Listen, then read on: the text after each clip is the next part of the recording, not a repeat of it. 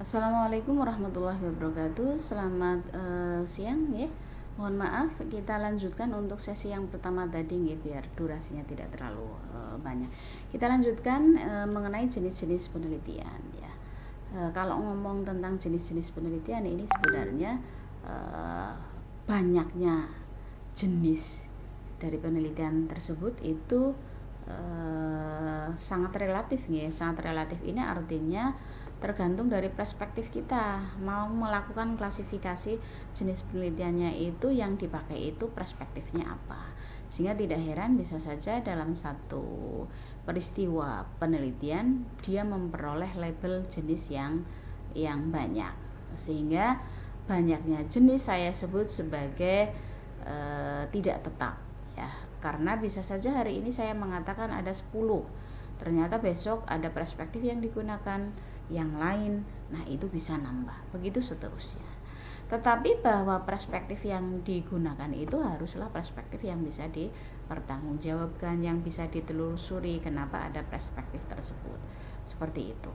Dan ini implikasi dari perspektif tadi yang tadi sudah saya singgung, bisa saja satu kegiatan penelitian itu memiliki label jenis yang banyak, yang lebih dari satu, kayak misalnya penelitian tadi yang biar nyambung dengan yang pertama ya, tentang hubungan antara kecerdasan dengan prestasi belajar siswa di sekolah X tahun sekian misalnya, seperti itu bisa labelnya adalah penelitian korelatif ya, karena ada clue di judul itu adalah hubungan. Bisa itu penelitiannya adalah penelitian pendidikan, labelnya masuk kategori sebagai penelitian pendidikan, seperti itu ya, karena ini berbicara tentang prestasi belajar di dalam dunia persekolahan yang itu dipengaruhi oleh faktor yang disebut sebagai faktor kecerdasan. Atau bisa juga karena ini penelitiannya dilakukan di sekolah ya, maka bisa juga disebut sebagai field research, berarti penelitian lapangan. Satu contoh tadi bisa memiliki label jenis 3. Nah ini yang saya sebut banyaknya jenis tidak tetap sekaligus label ya, satu peristiwa bisa memiliki label lebih dari satu. Ini tentang pengantar berkaitan dengan jenis-jenis penelitian. Nah sebagai contoh ini ya, jenis penelitian ini yang kotak-kotak ini ada berapa ini? Ada 8. Nah 8 ini ternyata perspektif yang digunakan ya untuk melakukan klasifikasi dari penelitian yang nanti akan menghasilkan jenis-jenis penelitian. Ada perspektif dimensi, ada cara yang digunakan, ada tujuan yang mau dicapai, ada pendekatan yang digunakan, ada juga berapa sih variabel yang harus ada paradigma, ada tempat, dan ada bidang ilmu. Ini contoh ya, sehingga jenis penelitiannya itu akan sangat banyak karena kebetulan perspektif yang digunakan untuk melakukan klasifikasi jenis penelitian itu juga banyak. Ya sekedar sebagai contoh misalnya ya, ini jenis penelitian perspektif dimensi. Ini ada disciplinary research atau basic research, berarti penelitian murni ya. Jadi kalau penelitian murni ini adalah penelitian yang memang di bidang itu belum ada sebelumnya, sehingga biasanya basic research ini akan menemukan sesuatu yang baru. Nah yang baru ini tapi tidak secara praktis memberikan manfaat, dia baru memberikan sumbangan keilmuan. Nah makanya biasanya perlu dilanjutkan dengan subject matter research atau applied research, jadi penelitian terapan. Nah kalau penelitian terapan didasari oleh basic research, ini biasanya hasilnya akan memberikan kemanfaatan secara praktis, seperti itu. Bahkan yang ketiga berdasarkan dimensinya, ini ada problem solving research yang sebenarnya ini bisa saja risetnya ini awal tapi kemudian dikembangkan ya, akan menghasilkan sesuatu yang itu bisa menjadi obat, bisa menjadi solusi atas persoalan-persoalan di dunia manusia yang ada. Ini berarti berdasarkan dimensinya ini sudah kelihatan ada 3 jenis penelitian. Ini nanti tidak saya sebutkan satu persatu ya, karena ini nanti pasti akan banyak. Misalnya lagi ini Macmillan ini bahkan dia melakukan klasifikasi berdasarkan cara, tujuan, pendekatan, bidang ilmu, tempat, hadirnya variabel, paradigma atau pendekatan. Nah, ini kan banyak sekali nih, kalau satu persatu ini akan sangat banyak ya. Misalnya sebagai contoh, kalau cara misalnya action research, ini berarti melakukan penelitian dengan melakukan aksi. Aksinya itu dilakukan oleh si peneliti atau melakukan kolaborasi kepada orang yang kita tunjuk ya, untuk melakukan treatment kepada situasi tertentu. Itu disebut dengan action research. Misalnya ini berdasarkan tujuan, ada eksploratif, verifikatif misalnya ya, tujuannya berarti penelitian tersebut dalam rangka untuk melakukan verifikasi terhadap mungkin isu yang ada dan lain sebagainya. Ada juga yang berdasarkan pendekatan yang dimasukkan di sini adalah cara melakukan ya, yang apakah dia butuh waktu yang lama atau tidak sebenarnya. Sehingga di sini ya, kalau misalnya yang pertama perspektif longitudinal, ini bujur ya, dia membutuhkan waktu yang lama, dia membutuhkan beberapa tahun ya. Penelitian tentang anak misalnya anak usia 1 tahun sampai dengan anak usia dini ya, misalnya sekitar 5-6 tahun seperti itu. Nah, pola perilaku mereka itu seperti apa, ini butuh waktu yang lama. Dari A, menentukan subjeknya misalnya adalah anak A, anak B, seperti itu ya. Tetapi dengan umur yang sama 1 tahun, itu dibutuhkan waktu sampai dengan umur misalnya ditetapkan sampai umur 6 tahun. Nah, pola perkembangan perilaku dari anak-anak ini seperti apa? Nah, ini yang disebut dengan longitudinal, kebalikannya dari cross sectional ya. Kalau cross sectional ini dilakukan dengan subjek yang banyak tetapi umur yang berbeda, tetapi waktu yang digunakan ini adalah waktu yang sama ini. Nah, ini banyak lagi nih, ada bidang ilmu, ada pendidikan dan lain sebagainya. Ada tempat, berarti ada di lapangan atau ada di laboratorium yang tadi saya contohkan itu untuk contoh judul yang tadi. Kemudian ada hadirnya variabel, ini berarti apakah sekedar deskriptif atau treatment. Bahkan kalau kita lihat paradigma atau pendekatan dalam konteks ini ada kuanti dan kualitatif. Ini yang biasanya kemudian berkembang. Yang paling banyak ini adalah membedakan antara kuanti dan kualitatif, yang di dalamnya juga macam-macam.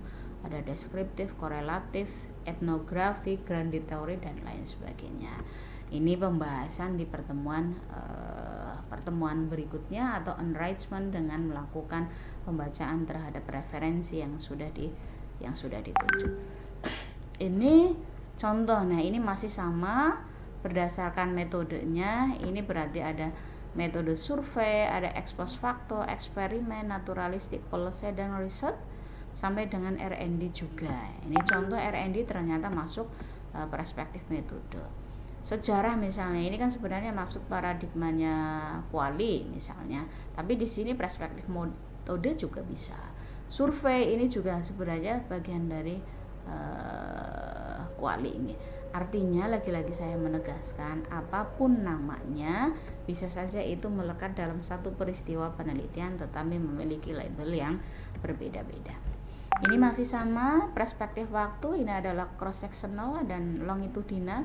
Ini tadi yang kalau diklasifikasinya Macmillan dan Aringkuto ini yang disebut sebagai perspektif pendekatan. Kalau di sini ternyata menggunakan perspektif waktu. Ada juga yang menggunakan perspektif level eksplanasinya sejauh mana. Nah, ini ada yang cukup sekedar mendeskripsikan ya, menggambarkan. Ada yang sampai melakukan komparasi, bahkan ada yang sampai melihat hubungan, pengaruh dan lain sebagainya, seperti itu. Dan ini perspektif fungsi juga seperti itu ya. Penelitian dasar, terapan dan evaluasi. Yang tadi sebenarnya sudah masuk di dimensi. Hanya bedanya kalau yang di fungsi ini ada yang evaluasi ya. Ini berarti fungsinya adalah untuk nambah pengetahuan sama pengembangan lebih lanjut. Penelitian yang baik memberikan peluang terhadap munculnya penelitian berikutnya, sehingga akan ilmu itu akan menjadi berkembang, dan setiap penelitian baru itu juga memiliki kebaruan yang relatif berbeda dengan penelitian sebelumnya. Simpulannya, maka sesungguhnya yang namanya satu aktivitas penelitian itu bisa memiliki label jenis penelitian yang lebih dari satu. Ini kesimpulannya. Nah, itu tentang jenis ya, relatif banyak. Dan yang terakhir nih, pada kesempatan ini kita akan mencoba melihat kalau kita repot-repot melakukan penelitian, sebenarnya apakah penelitian itu memiliki manfaat atau tidak. Entah itu manfaat terhadap perkembangan ilmu, manfaat terhadap kehidupan manusia, dan terutama adalah manusia ya, karena manusia adalah makhluk yang dipilih Tuhan untuk melakukan kemakmuran terhadap bumi ini. Maka dia butuh melakukan penelitian supaya amanah tadi bisa dilakukan. Sehingga kalau kita lihat misalnya ya, manfaat yang pertama yang sifatnya praktis, ini berarti problem solving. Jadi ada persoalan, butuh solusi, maka cara yang elegan untuk melakukan dan menemukan solusi tersebut adalah dengan melakukan penelitian. Ini berarti penelitian memberikan manfaat munculnya solusi terhadap permasalahan yang ada di dalam masyarakat.